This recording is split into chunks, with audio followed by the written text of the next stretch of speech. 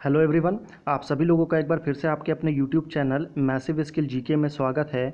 दोस्तों, आज के इस वीडियो में मैं आप सभी लोगों को भारत का संविधान से रिलेटेड टॉप 20 ऑब्जेक्टिव क्वेश्चन और आंसर डिस्कस करूंगा, जो कि आपके आगे आने वाले इंपॉर्टेंट होगा काफ़ी आपके एग्जाम के लिए। तो हमारा पहला क्वेश्चन है कि संविधान सभा की प्रथम बैठक कब हुई थी?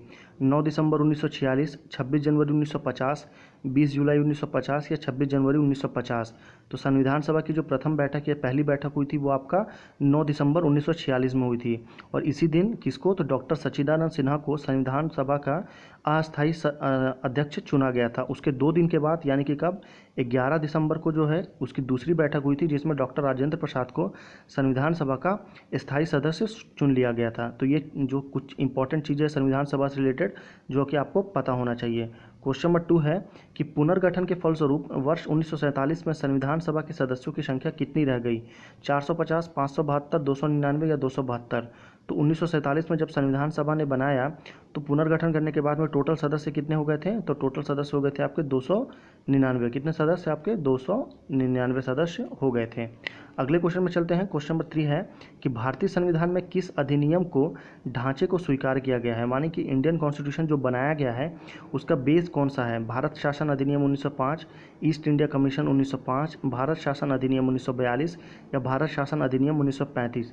तो उसका बेस है आपका भारत शासन अधिनियम 1935। इसको ही बेस मान करके किसको? हमारे संविधान को तैयार किया गया है। अगर आपको हमारे इस वीडियो का फ्री में पीडीएफ चाहिए तो उसके लिए आप हमारे टेलीग्राम ग्रुप को ज्वाइन कर सकते हैं, जिसका लिंक आपको इसी वीडियो के डिस्क्रिप्शन बॉक्स में मिल जाएगा। और एक और इम्पॉर्टेंट चीज़ मैं आपको बता दूं कि आप प्लीज़ इस पूरे वीडियो को पूरा एंड तक देखिए, क्योंकि मैंने काफ़ी इंपॉर्टेंट और सेलेक्टेड क्वेश्चन को ही लेकर के आया हूँ। तो क्वेश्चन नंबर 4 है कि पहली बार राष्ट्रपति शासन कब लागू किया गया? 20 जुलाई 1951, 2 जुलाई 1964, 18 मार्च 1955 या 20 जुलाई 1959? तो पहली बार राष्ट्रपति शासन, जिसको कि प्रेसिडेंट रूल बोलते हैं, वो लगा था आपका 20 जुलाई 1951 को। और ये कहाँ पे लगा था? तो ये लगा था आपका पंजाब में। ये भी चीज़ आपको पता होना चाहिए। पंजाब में पहली बार राष्ट्रपति शासन लगा था। भारत को एक गणराज्य मुख्य रूप से माना जाता है। क्यों? क्योंकि यहाँ पे राज्याध्यक्ष का चुनाव होता है। उसे 15 अगस्त 1947 को स्वतंत्रता मिली थी। उसका अपना लिखित संविधान है या उसके सरकारी सदस्य संसदीय प्रणाली के अनुसार है। तो देखिए, भारत एक गणराज्य है यानी कि डेमोक्रेटिक कंट्री है। क्यों डेमोक्रेटिक है? क्योंकि यहाँ पे जो प्राइम मिनिस्टर हो या चीफ मिनिस्टर हो, कोई भी हो, वो चुन करके आता है, यानी कि उनका चुनाव होता है। तो A is a correct answer. Question number 6 में चलते हैं कि संविधान की प्रस्तावना में प्रयुक्त शब्द सेक्युलर का अर्थ क्या है? यानी कि सेकुलर का मतलब क्या है? सभी नागरिकों को धर्म एवं उपासना की स्वतंत्रता, एकेश्वरवाद, बहुदेववाद या सभी धर्मों की अस्वीकृति? तो संविधान की प्रस्तावना यानी कि प्रियम्बर में जो सेक्युलर वर्ड को ऐड किया गया है उसका मतलब होता है सभी नागरिकों के धर्म एवं उपासना की स्वतंत्रता। अभी एक चीज़ और आता है कि संविधान में जो सेक्युलर शब्द है ये कब जोड़ा गया? तो ये उसके 42वें संविधान संशोधन के द्वारा इसको सेक्युलर वर्ड को जोड़ा गया। किसमें? प्रियम्बल में। ये 42वां संविधान संशोधन आपको बहुत अच्छे से याद होना चाहिए, क्योंकि ये क्वेश्चन एग्जाम में डायरेक्ट आता है। अगले क्वेश्चन में चलते हैं। क्वेश्चन नंबर 7 है कि संविधान सभा द्वारा अंतिम रूप से पारित संविधान में कुल कितने अनुच्छेद तथा अनुसूचियां थी? अनुच्छेद मतलब क्या होता है? आर्टिकल। अनुसूचियां मतलब क्या होता है? तो ये आप मुझे नीचे कमेंट कर सकते हैं। 378 अनुच्छेद, 7 अनुसूचियाँ, 390 अनुच्छेद, 7 अनुसूचियाँ, 395 अनुच्छेद, 8 अनुसूचियाँ या 398 अनुच्छेद, 8 अनुसूचियाँ? तो जब संविधान सभा ने अंतिम रूप दिया संविधान को उस समय कितने आर्टिकल बने?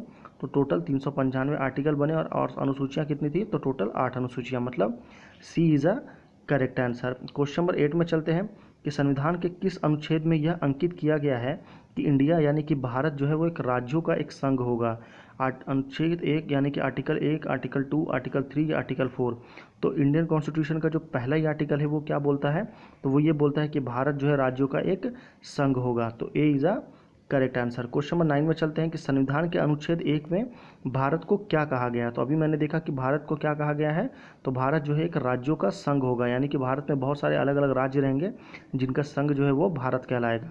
तो D is a correct answer. Question number 10 है कि संविधान सभा का स्थायी अध्यक्ष कौन था? महात्मा गांधी, जवाहरलाल नेहरू, भीमराव अम्बेडकर या डॉक्टर राजेंद्र प्रसाद?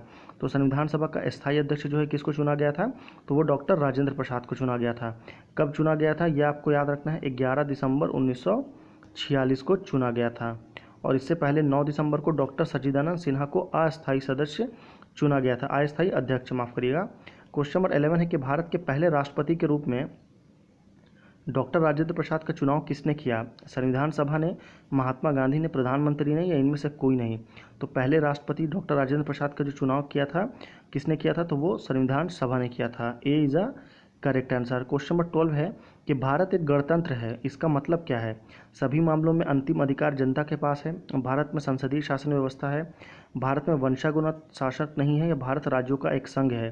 तो देखिए, भारत एक गणतंत्र है, इसका मतलब क्या है कि भारत में वंशानुगत शासक नहीं है। वंशानुगत मतलब जो आपका जहाँ पे किंग रूल होता है ना, कि बाप के बाद बेटा, वैसा शासन यहाँ पे नहीं होता। यहाँ पे चुनाव होता है और जो चुने हुए राजा ही, यहाँ पे चुने हुए शासक ही देश पे रूल करते हैं। क्वेश्चन नंबर 13 है कि निम्नलिखित में से कौन सा शब्द भारत के संविधान में उद्देशिका में नहीं है? समाजवादी, धर्म, पंथ निरपेक्ष, प्रभुत्वपन या लोक कल्याण? तो देखिए, पूरे भारत के कॉन्स्टिट्यूशन में कहीं पर भी लोक कल्याण को ऐड नहीं किया गया है, यानी कि समाजवादी, पंथ निरपेक्ष, प्रभुत्व संपन्न, ये सारे वर्ड जो है आपके इंडियन कॉन्स्टिट्यूशन में पहले से सम्मिलित हैं। क्वेश्चन नंबर 14 है कि कल्याणकारी राज्य का उद्देश्य क्या है? अधिकतम संख्या का अधिकतम कल्याण सुनिश्चित करना, कमजोर वर्गों के कल्याण का प्रबंध करना, सभी नागरिकों को स्वास्थ्य सुविधाएं प्रदान करना, या उपयुक्त में से कोई नहीं? तो कल्याणकारी राज्य का मुख्य उद्देश्य जो रहता है वो क्या रहता है? तो वो कमजोर वर्गों के कल्याण का प्रबंध करना होता है।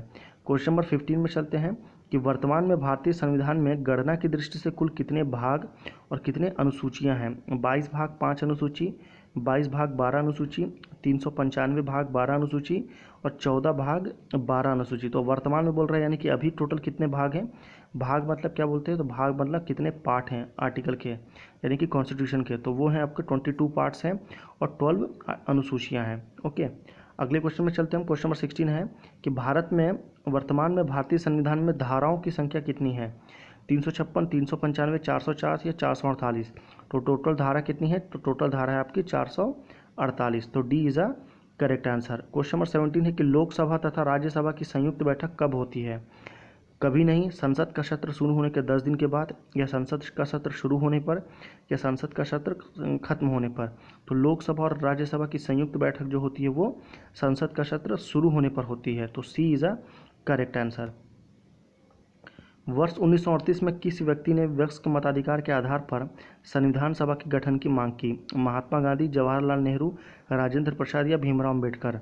तो वयस्क मताधिकार के आधार पर, यानी कि 18 प्लस वाले जितने भी हैं वो वोट दे सकते हैं। तो वयस्क मताधिकार के आधार पर संविधान सभा के गठन की मांग की थी जवाहरलाल नेहरू ने।